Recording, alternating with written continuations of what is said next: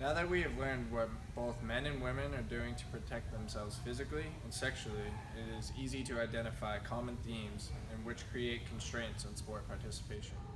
The first being alcohol. Alcohol alone is a constraint to sport participation. Its physical effects negatively impact the body for it to function at any level of sport participation. Dehydration, muscle functioning, headaches, and hypersensitivity are all effects of drinking that occur the next day or one would feel during participating in sports.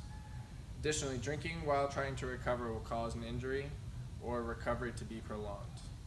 Mentally, alcohol impairs our train of thought. This often results in making irresponsible decisions like drinking and driving, committing physical or sexual assault, or acting in a way that does not represent oneself.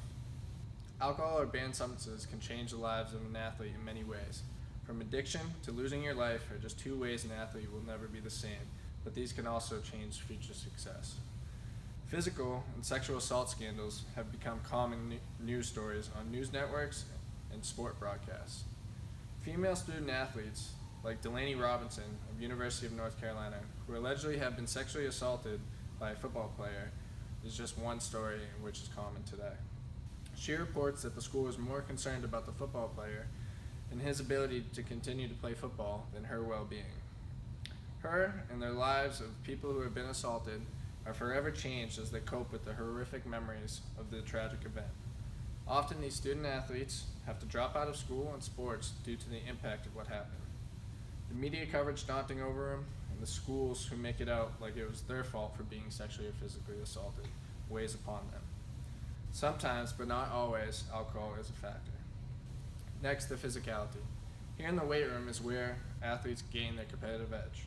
Each and every year you see athletes striving for success on and off the field, but it is when they make that bad decision is when it all falls apart.